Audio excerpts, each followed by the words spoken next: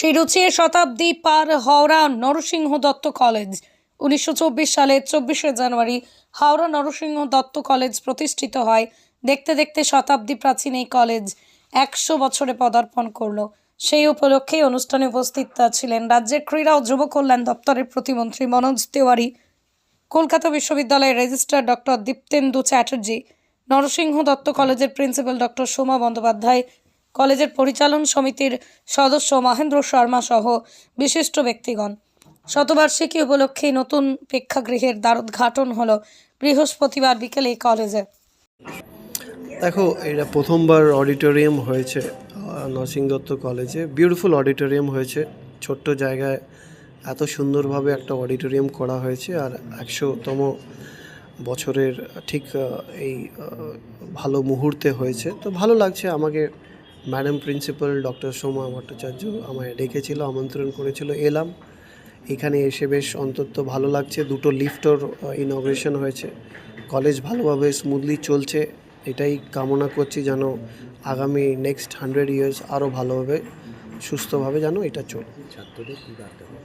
ছাত্রদের এটাই বলবো কি, ছাত্ররা নিজের পড়াশোনায় যেন মন দেয়, পড়াশোনার বাইরে যেন মন না দেয়। কেন স্বপ্ন যেইগুলো আছে তাদের, সেই স্বপ্নর পেছনে যদি দৌড়ো পাওয়ার জন্যে এদিক ওদিক সময় যদি ব্যর্থ করো, তাহলে ওই স্বপ্নটা পেতে গেলে সময় লাগবে। তাই নিজের কাজে ধ্যান দেওয়াটাই হচ্ছে মেন লক্ষ্য। দাদা, এই কলটা অত্যাধিক প্রাচীন, এই ব্যাপারটা যদি আপনার নলেজে আনছি, যদি অবশ্যই আমি ম্যাডামকে জিজ্ঞেস করব কী করার দরকার আছে কলেজের বাইরে। উনি যদি চিঠির মাধ্যমে লেখেন, তাহলে অবশ্যই যেখানে আমাকে পৌঁছে দিতে হবে সেখানে অবশ্যই পৌঁছে দেব। ধন্যবাদ। অনুষ্ঠান সম্বন্ধে তো প্রিন্সিপাল ম্যাডাম এবং আমাদের গভর্নিং বডির প্রেসিডেন্ট মহাশয় বললেন পুরো ব্যাপারটা।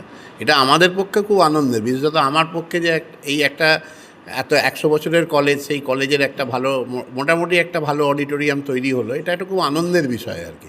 ধরুন, আমি গভর্নিং বডির মেম্বার হিসেবে, কলকাতা বিশ্ববিদ্যালয়ের নমিনি হিসেবে আমি অত্যন্ত আনন্দিত যে এই গোটা কর্মকাণ্ডের মধ্যে আমরা যুক্ত ছিলাম বা আমাদের সময় এটা হয়েছিল। এটা তো একটা অত্যন্ত গুরুত্বপূর্ণ একটা কলেজ। হাওড়া জেলা শুধু না, সারা পশ্চিমবঙ্গের বুকে নরসিংহ দত্ত কলেজ একটা অন্যতম গুরুত্বপূর্ণ ভূমিকা ছিল। একসময় প্রায় এশিয়ার বৃহত্তম কলেজের স্বীকৃতি ছিল যখন ছাত্রছাত্রীর সংখ্যা। এখন তো একটুখানি ছাত্রছাত্রীর সংখ্যা কমেছে সব জায়গাতেই।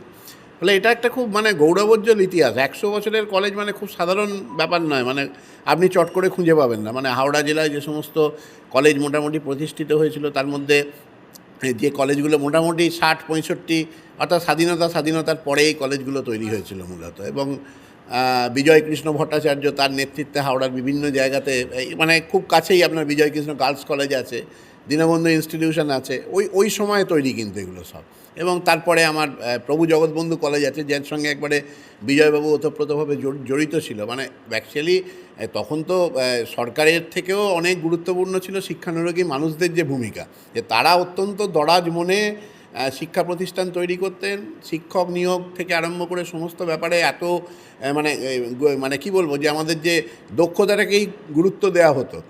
এটা একটা খুব গুরুত্বপূর্ণ ইতিহাস। সেই সময় স্বাধীনতা পরবর্তী পর্বে তখনও তো খুব স্বাভাবিকভাবে সেই স্বাধীনতা আন্দোলনের যে তার যে শক্তি, সেই শক্তি তখনও কিছুটা অক্ষুণ্ণ ছিল।